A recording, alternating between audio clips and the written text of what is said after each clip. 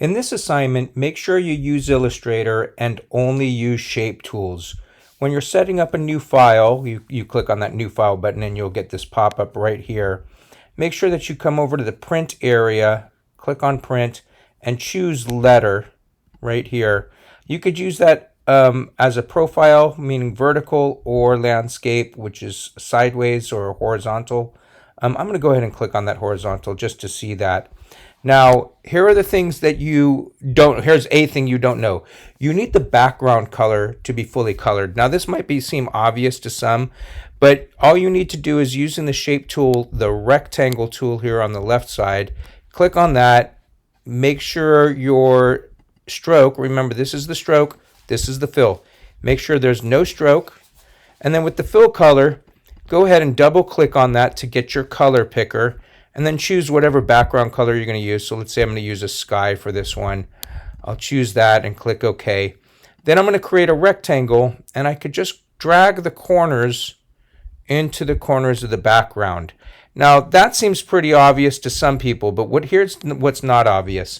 You need to make sure that your layer section, there's a couple ways to find the layers, right here in this bar, right here, third icon from the bottom, that's the layers. If I hover over it, you're going to see it. Click on layers, and that's this layer. I want you to lock this layer. Another way to find the layer section is to, by the way, come up to the Windows drop-down menu, click on Window, and look for layers over here. So you could go Window, Layers, and that'll pop out for you. Either way, lock that layer and then create a new layer when you start with the other stuff you're working on. You're going to use nothing but shapes to create all the pieces of, there we go, whatever the section is. So the first one's an animal, the second one's a building, the third one's a flying bug, and the fourth one is in the ocean that has these things. And I put background color and fully colored at the top and bottom to make sure you remember those things. But here's all the different parts. And you're going to use just shapes to create those. Now, just as a quick reminder, here's the shapes you could use. The rectangle tool, so I'm going to create a rectangle, and I'll change that color, double click, and I'll choose something. And the rounded rectangle tool, so if you know your rectangle is going to be rounded, you might want to start there. It's not really different than this, except for this one has sharp corners, and this one has, you could click and drag that to make rounded corners. I'm going to teach you something new about this one in a second, but let me just remind you the rest.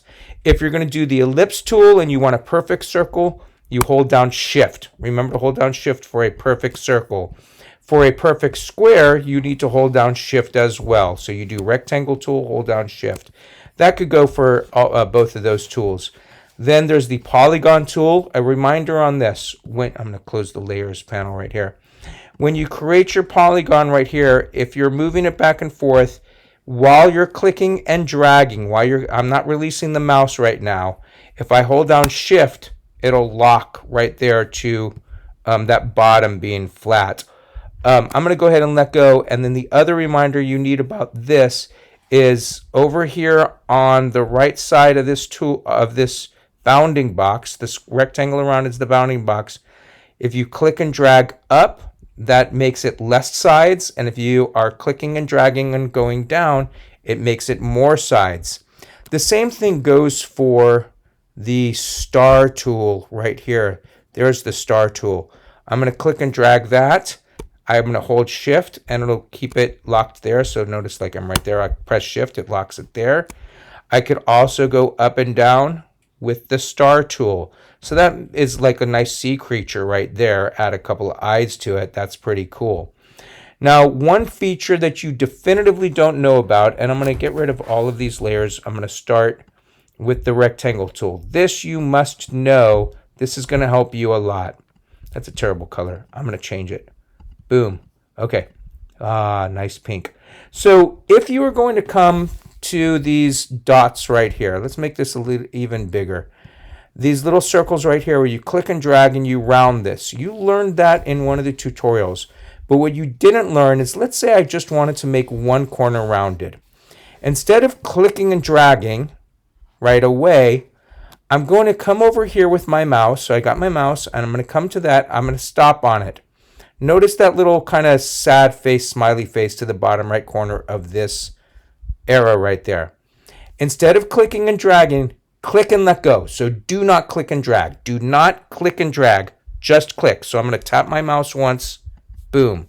Notice that there is a little circle that just added under the smiley, the sad face. A little circle. Now I could click and drag that and just do that corner. And so if I come over here, if I clicked and dragged, it's going to round all the edges.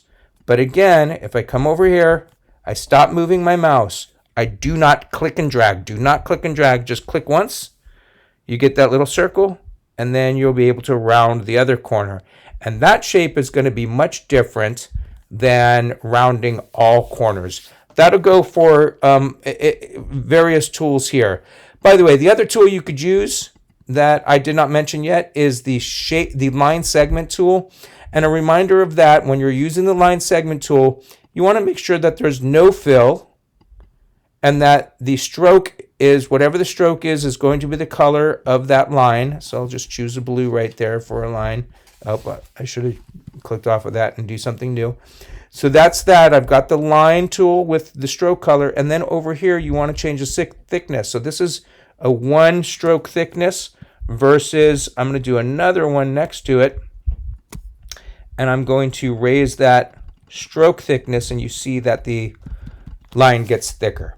So those are all the things you need. Make sure that you follow this list right here. All 8 things must be there for each of these images.